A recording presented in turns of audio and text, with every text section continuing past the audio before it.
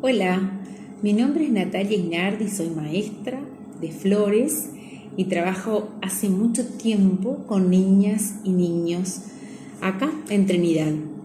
Yo fui una niña que fue a una escuela rural, en la escuela número 39, La Guardia, acá también en Flores, y mis primeros aprendizajes fueron formulados a través de preguntas. Yo me preguntaba muchas cosas.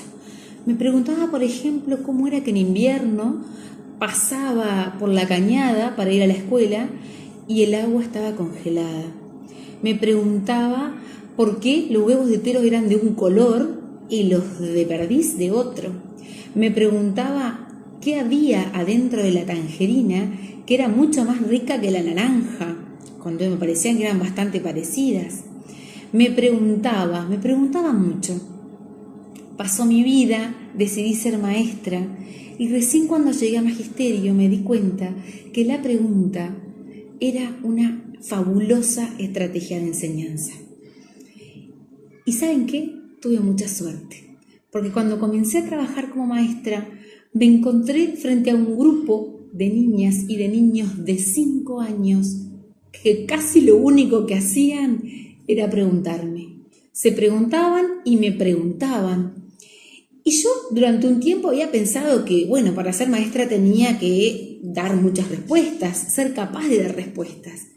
Y ahí volví a confirmar que la pregunta era una estrategia de enseñanza fantástica, pero también era una gran estrategia de aprendizaje. Entonces empecé a escuchar a esas chiquitas y a esos chiquitos de 5 años y a escuchar sus preguntas. Si yo tengo piojos, ¿estoy enfermo?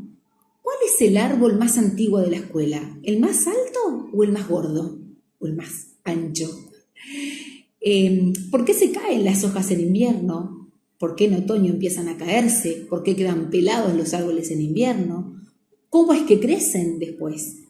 Y empezamos a registrar esas preguntas y empezamos a pensar posibles respuestas, formular hipótesis y generar pequeñas investigaciones.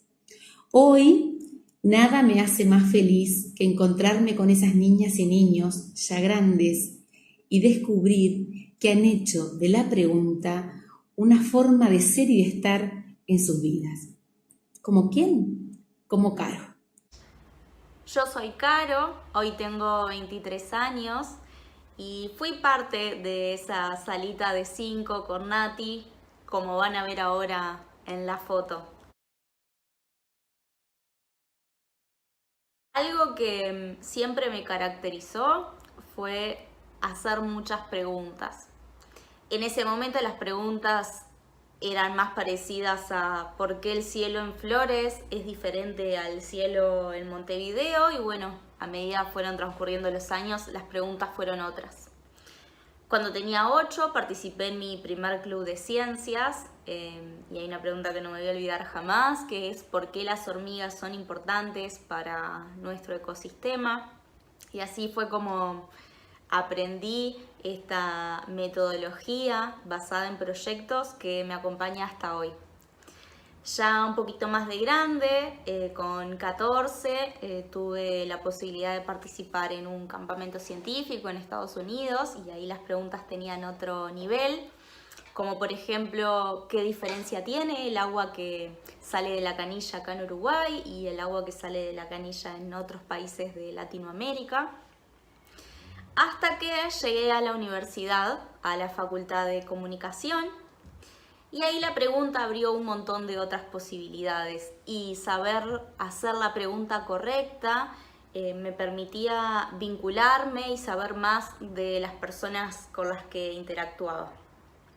Y así llegamos hasta el presente. Hoy me dedico al análisis de datos y hacer las preguntas correctas me lleva a llegar a las conclusiones más consistentes y el dato no me dice nada si no soy yo la que le pregunta.